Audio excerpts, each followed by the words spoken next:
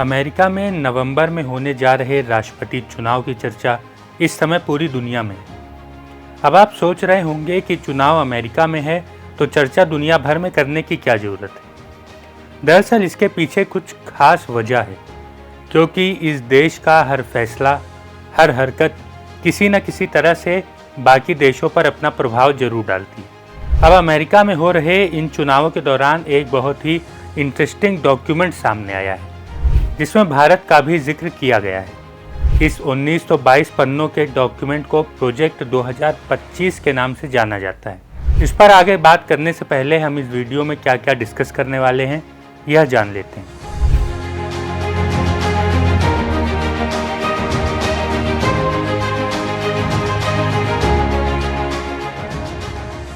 Project 2025 क्या है, यह इस समय चर्चा में क्यों है, इसमें भारत के बारे में क्या लिखा गया है। सबसे पहले जानते हैं कि यह प्रोजेक्ट 2025 है क्या।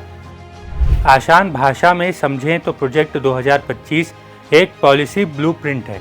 इसमें यह बताया गया है कि सरकार को किन विषयों पर कैसी नीतियां बनानी चाहिए। इसको अमेरिका के एक थिंक टैंक हेरिटेज फाउंडेशन ने बनाया है। 1980 के दशक से यह हेरिटेज फाउंडेशन नीतियां बनाने का काम कर रही है। इसका फोकस अक्सर रिपब्लिकन पार्टी पर रहता है, हालांकि कई सरकारों ने उनकी नीतियों को लागू भी किया है। इसमें कई ऐसे एजेंडा हैं जो अमेरिका की उदारवादी छवि से अलग हैं। इस प्रोजेक्ट में अलग अलग विषयों पर संभावित नीतियों के बारे में लिखा गया है, जैसे फॉरेन पॉलिसी कैसी होनी चाहिए, किस देश के साथ कैसे रिश्ते होने चाहिए, कहाँ कितना खर्च करना है, कौन सी नौकरी बचानी है और किस पर ताला लगाना है। इसके अलावा एबॉर्शन और दूसरे सामाजिक विषयों जैसे इमिग्रेशन, तकनीक और शिक्षा जैसे मुद्दों पर सरकार को किस तरह से काम करना चाहिए, इस पर बात की गई है। लेकिन इस समय इस प्रोजेक्ट की चर्चा तेज क्यों हो गई, यह भी जान लेते हैं। दरअसल लंबे चौड़े इस दस्तावेज में वैसे तो कहीं भी किसी का नाम या ट्रंप का जिक्र नहीं किया गया है, लेकिन लगातार यह आरोप लग रहा है कि ये सब कुछ ट्रंप के लिए ही हो रहा है।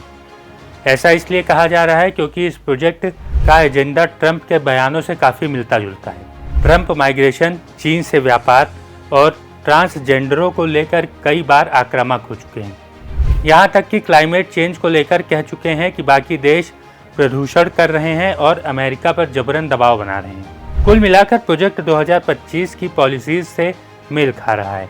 यही वजह है कि दोनों को एक साथ जोड़ के देखा जा रहा है। फिलहाल इस तरह की चर्चाओं के बीच 5 जुलाई को ट्रंप ने ट्रुथ सोशल पर लिखा कि मैं प्रोजेक्ट 2025 के बारे में कुछ भी नहीं जानता। इसके पीछे कौन लोग हैं मुझे उसके बारे में कुछ भी नहीं पता। मैं उनकी कुछ बातों से असहमत हूँ।